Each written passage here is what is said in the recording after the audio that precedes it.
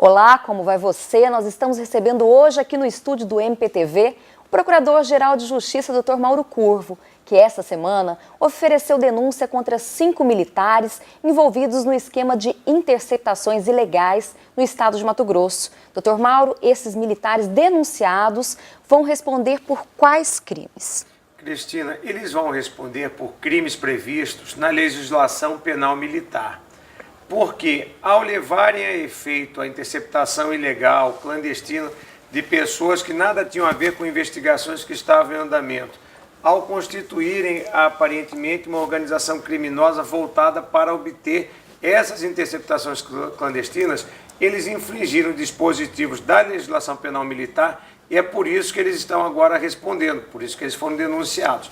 Agora, eles não estão ainda respondendo pelos crimes de formação de quadrilha e de interceptação ilegal clandestina, porque esses crimes são crimes comuns e, em razão da denúncia que veio à tona ter trazido o envolvimento de pessoa com foro por prerrogativa de função, esses crimes estão sob análise da Procuradoria-Geral da República e do Superior Tribunal de Justiça. Doutor, essas denúncias foram levadas até o Ministério Público pelo promotor de justiça, Dr. Mauro Zac, que inclusive era secretário de Segurança Pública do governo do Estado. Em que pé que estão essas investigações no Ministério Público? Excelente pergunta. Vamos deixar claro que antes mesmo de vir à tona essa situação dos grampos através da imprensa, o Ministério Público já tinha tomado providências. Tudo começou quando a gente recebeu da Procuradoria-Geral da República, encaminhado por lá, uma representação que o Dr. Mauro Zac havia feito dirigida ao Procurador-Geral da República. Lá eles analisaram e não viram elementos para que continuasse lá e nos encaminharam. Primeira providência que nós tomamos, e tudo isso foi feito antes do caso vir à tona, foi ouvir o Dr. Mauro Zac, que era o denunciante. Quando ele foi ouvido, ele trouxe novos elementos e reforçou a presença nessa situação de uma pessoa com prerrogativa de foro, do governador do Estado. Em razão disso, a gente encaminhou tudo à Procuradoria-Geral da República. E aqui, o que subsistiu foi a análise da conduta dos policiais militares envolvidos à luz da legislação penal militar. Por isso que nós ainda não denunciamos nada a respeito das interceptações ilegais e também da formação de quadrilha, porque isso aí está sob apreciação do Superior Tribunal de Justiça. Doutor, na denúncia que já foi amplamente divulgada pela imprensa, aparece em nome de pessoas que não teriam prerrogativa de função. Por que o Ministério Público de Mato Grosso não está investigando essas pessoas?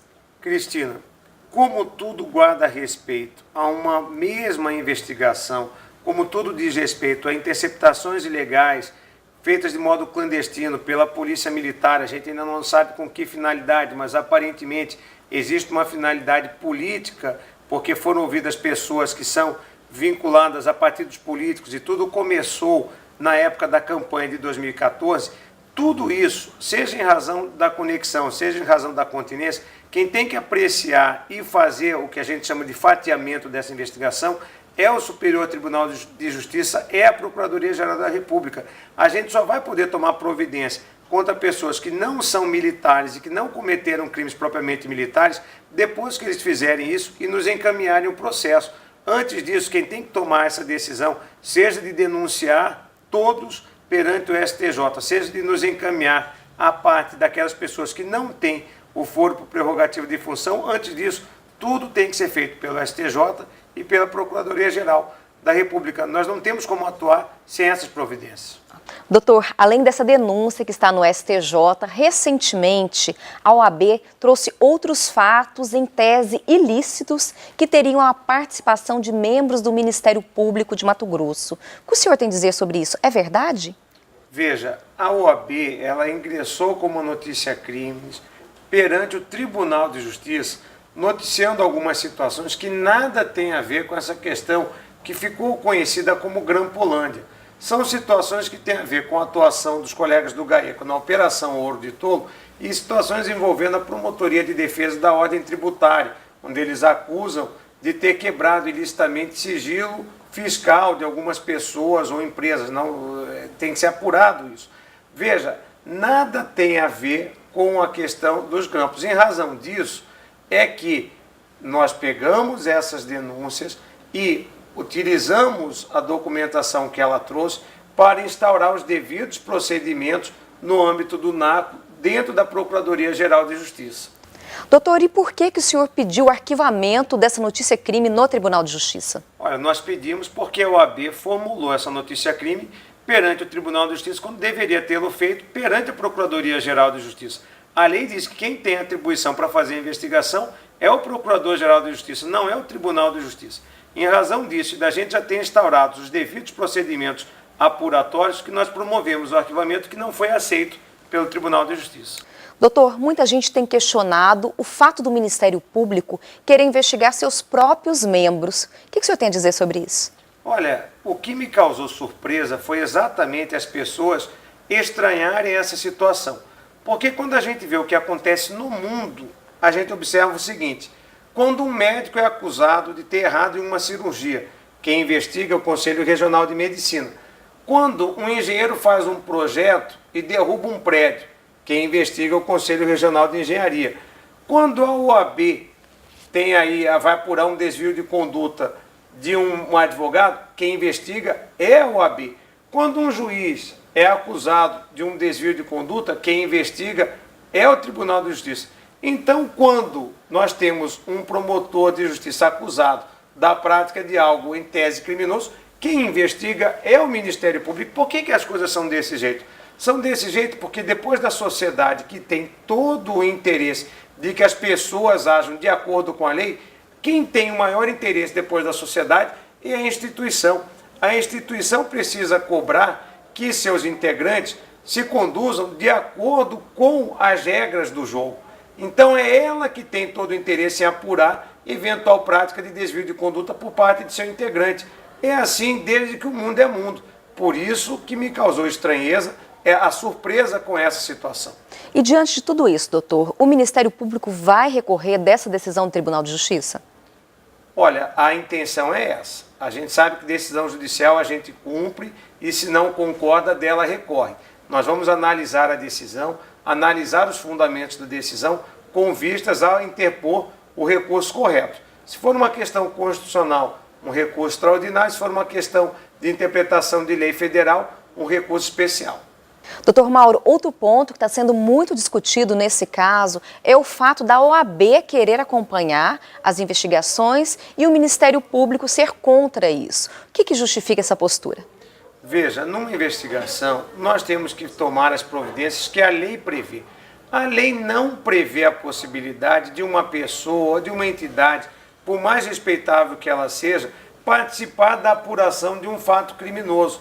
Então, em nome de uma eventual transparência, se a OAB participa disso que está aí, produzindo provas e requerendo diligência, a princípio, amanhã, tudo isso vai ser anulado, porque vai estar se impondo ao investigado um gravame que a lei não prevê. Além disso, nessa situação concreta, o que nós temos aí? Com a participação da OAB, querendo investigar a atuação dos colegas que investigaram os próprios clientes desses advogados, nós vamos ter aí um nítido choque de interesse. Os advogados vão querer participar dessa investigação com vistas a gerar nulidades e beneficiar seus clientes. É isso que nós estamos querendo evitar. O que nós queremos evitar é jogar para a plateia e dizer assim: olha, nós vamos agir com transparência, deixa a OAB entrar. O que nós queremos evitar é jogar para a plateia e dizer assim: ó, nós vamos deixar que a apuração seja feita no tribunal. E amanhã ou depois, essas duas situações anularem tudo. Correto. Isso é o que nós queremos evitar. Doutor Mauro, vamos agora para as considerações finais. Veja, essa situação toda, infelizmente, causou uma exposição da instituição Ministério Público. Por quê? Por desinformação foi falado que o Ministério Público está arquivando o caso dos grãos. Olha, não é nada disso, como a gente já falou aqui ao longo dessa entrevista. E mais, nós estamos falando de um Ministério Público que deve ter sido, no Brasil, o precursor em conseguir prender e recuperar dinheiro desviado de cofre público. Nós ficamos com o ex-governador e vários ex-secretários presos por mais de ano aqui no nosso estado. Nós deflagramos inúmeras operações e conseguimos trazer de volta aos cofres públicos centenas de milhões de reais que foram desviados. Agora, isso é um trabalho que a gente vem desenvolvendo, um trabalho onde a gente faz isso em harmonia com os poderes, em harmonia com a OAB, mas agora, sem deixar de lado o respeito às prerrogativas institucionais. Nós não podemos abrir mão de 1 milímetro de nossas prerrogativas, nós respeitamos e exigimos que os outros também ajam de acordo com aquilo que preconiza a lei. Porque no momento em que cada um sai fazendo o que quer, sem considerar o que a lei prevê, tudo o que é feito é anulado lá na frente, a gente desperdiça e joga fora dinheiro público e quem merece fica sem a devida punição. Doutor Mauro, agradeço a sua presença aqui no estúdio do MPTV por ter esclarecido esse assunto que vem causando dúvida em tanta gente. Olha, na verdade eu é que agradeço este espaço no MPTV para poder esclarecer a população do nosso estado. E até a nossa próxima edição.